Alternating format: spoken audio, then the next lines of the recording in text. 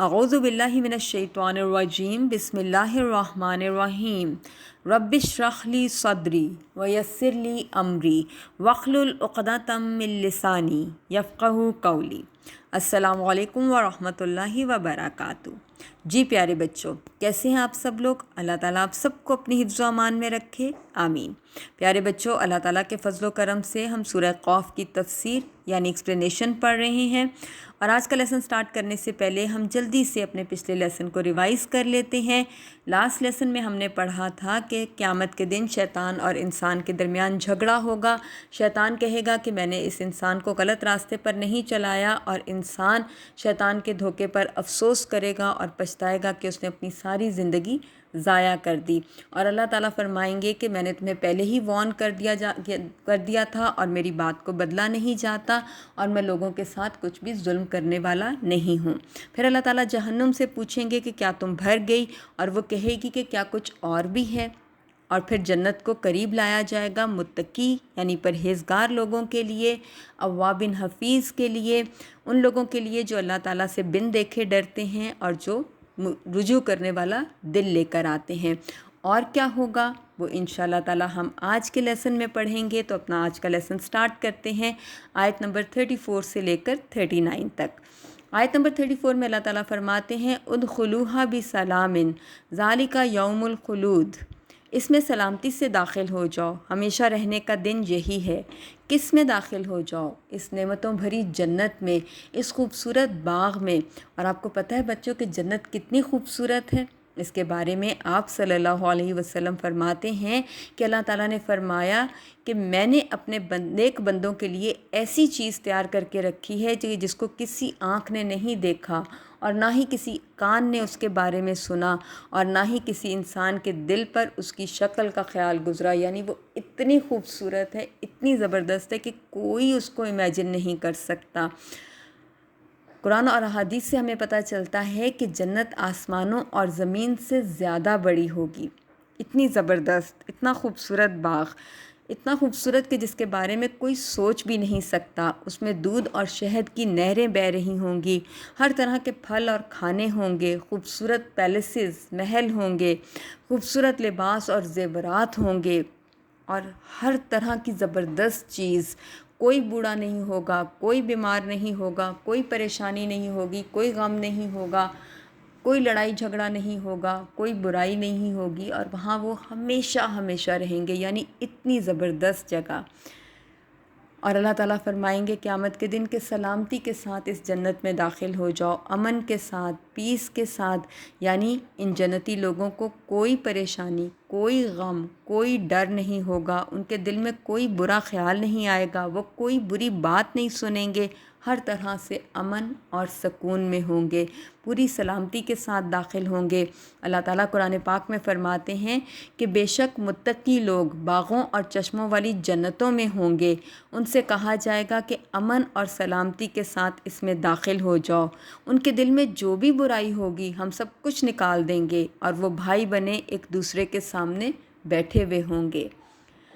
اور کس دن ہوگا یہ سب کچھ؟ بچوں یہ سب کچھ ہوگا یوم الخلود یعنی ڈے آف ایٹرنٹی پر۔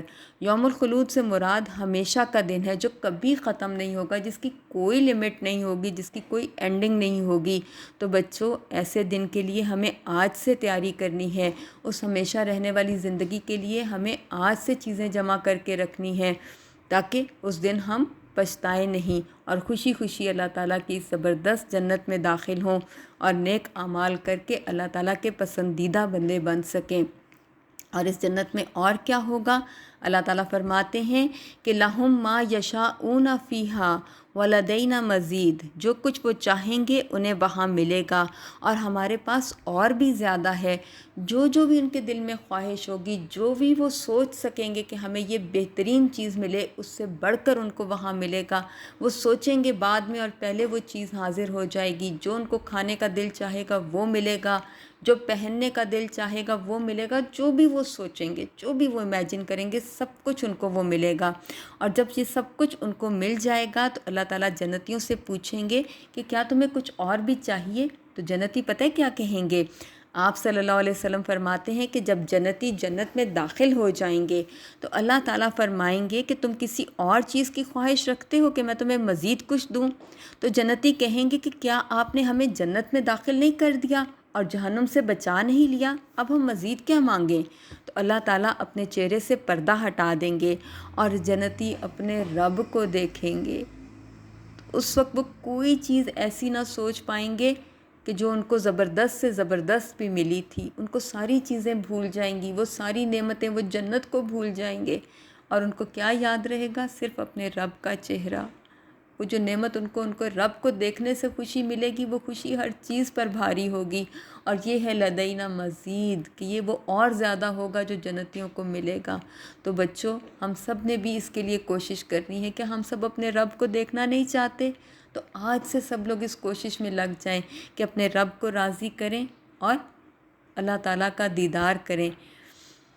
لیکن انسان بڑا بھولنے والا ہے، اس کو یاد نہیں رہتا، تو اللہ تعالیٰ ہمیں یاد کرا رہے ہیں کہ وَكَمْ أَهْلَكْنَا قَبْلَهُمْ مِنْ قَرْنٍ هُمْ أَشَدُّ مِنْهُمْ بَطْشًا فَنَقَبُوا فِي الْبِلَادِ هَلْ مِن مَّحِيصٍ، اور ہم نے ان سے پہلے کتنی قوموں کو ہلاک کر دیا جو قوت میں ان سے بڑھ کر تھیں، پھر عذاب کے وقت وہ شہروں میں بھاگنے دوڑنے لگے کہ کوئی چھپنے کی جگہ ان کو مل جائے۔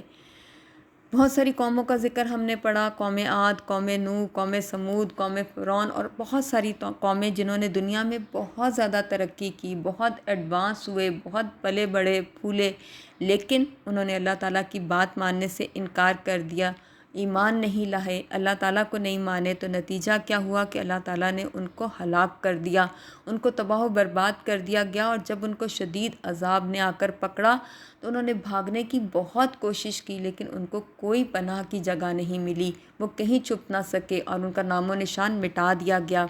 ان کے سارے جو حالات ہیں ان میں ایک نصیحت ہے۔ اللہ تعالیٰ فرماتے ہیں کہ ان فی ذالک لذکری لمن کان لہ قلب او القی السمع وہو شہید، بے شک اس میں اس شخص کے لیے بڑی نصیحت ہے جس کے پاس دل ہو یا وہ دھیان سے کان لگائے اور وہ حاضر بھی ہو۔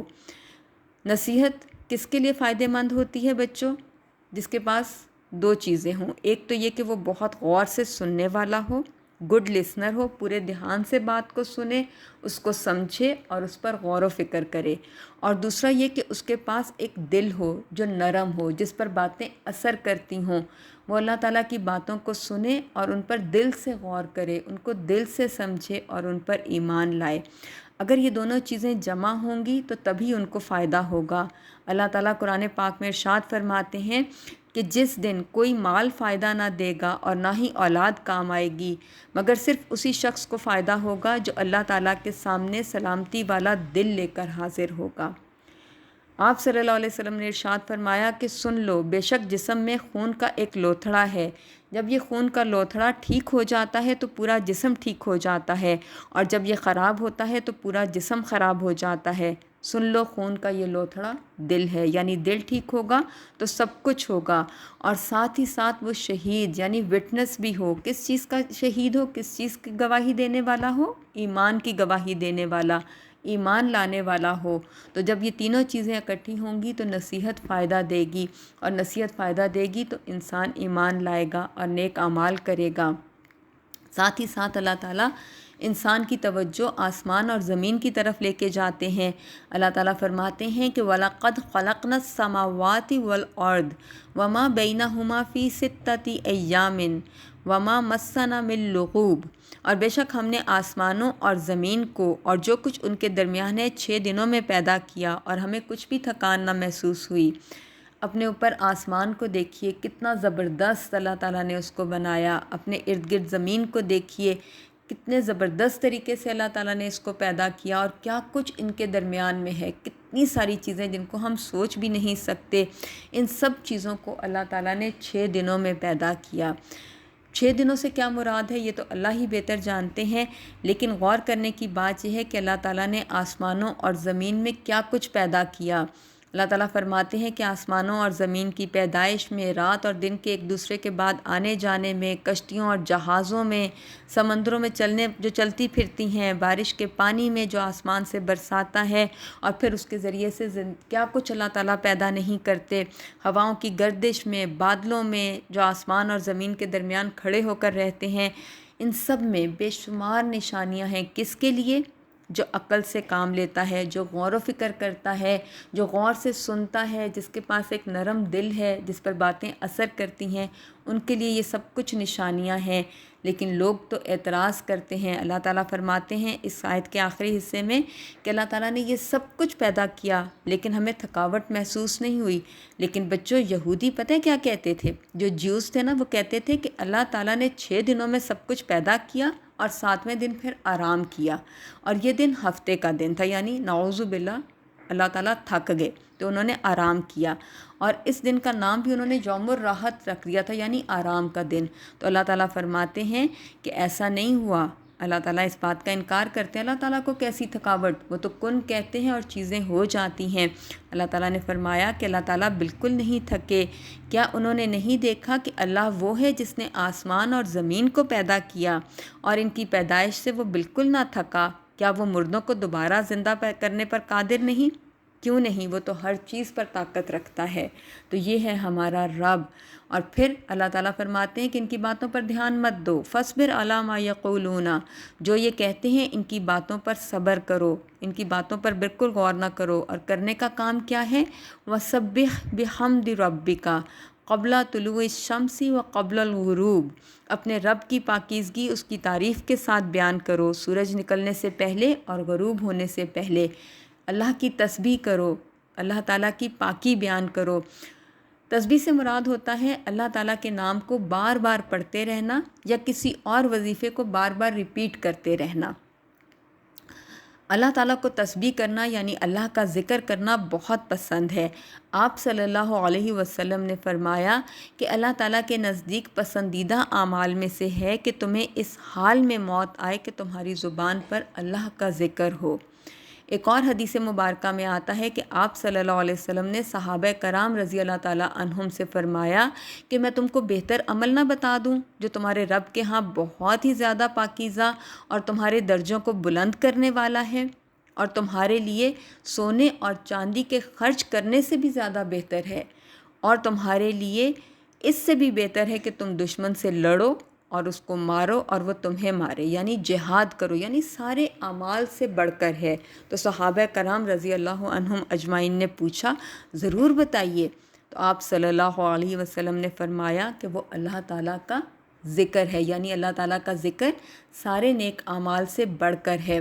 تو بچوں، ہمیں بھی اللہ تعالیٰ کا ذکر کرتے رہنا چاہیے، اور کوئی بھی ذکر کر سکتے ہیں آپ۔ الحمدللہ پڑھیں، سبحان اللہ، اللہ اکبر، استغفر اللہ، اللہ تعالیٰ کے ناموں کا ذکر کریں، کوئی بھی آیت پڑھیں، کوئی بھی دعا پڑھیں، قرآن پاک پڑھیں، نماز پڑھیں، یہ سب کچھ اللہ تعالیٰ کا ذکر ہے جس سے بھی ہم اللہ تعالیٰ کو یاد رکھ سکیں۔ تو کوئی بھی ذکر کیا جا سکتا ہے، اور خاص طور پر اس آیت میں ذکر ہے کہ سورج نکلنے سے پہلے اور سورج ڈوبنے سے پہلے اس وقت ذکر کیا جائے۔ اور یہ کون سی وقت مراد ہے؟ فجر کی نماز کا اور عصر کی نماز کا۔ ایک دفعہ صحابہ کرام رضی اللہ تعالیٰ عنہم نبی اکرم صلی اللہ علیہ وسلم کے پاس بیٹھے ہوئے تھے، تو آپ صلی اللہ علیہ وسلم نے 14ویں رات کے چاند کو دیکھا اور فرمایا کہ تم اپنے رب کے سامنے پیش کیے جاؤ گے اور اسے اسی طرح دیکھو گے جیسے اس چاند کو دیکھ رہے ہو، پھر اگر تم سے ہو سکے تو خبردار سورج نکلنے سے پہلے اور سورج ڈوبنے سے پہلے کی نمازوں سے غافل نہ ہو جاؤ، یعنی فجر اور عصر کی نمازیں خاص طور پر پڑھو۔ اس وقت اللہ تعالیٰ کا ذکر کرو تاکہ اپنے رب کو راضی کر سکو اور جنت میں داخل ہو سکو۔ تو بچوں، آج سے ہم سب نے بھی اللہ تعالیٰ کو بہت زیادہ یاد کرنا ہے، غور و فکر کرنا ہے، سوچنا ہے، اور ہر وقت اللہ تعالیٰ کا ذکر کرتے رہنا ہے تاکہ ہمارا رب ہم سے راضی ہو جائے اور ہمیں جنت الفردوس میں جگہ مل سکے انشاءاللہ۔ بچوں، یہ تھا آج کا لیسن۔ مجھے یقین ہے کہ آپ کو یہ لیسن سمجھ میں آ گیا ہوگا۔ اب آپ اس کو جلدی سے ریوائز کر لیں اور مجھے اجازت دیجیے۔ سبحانک اللہم و بحمدک، اشہد ان لا الہ الا انت، استغفرک و اتوب الیک۔ السلام علیکم ورحمۃ اللہ وبرکاتہ۔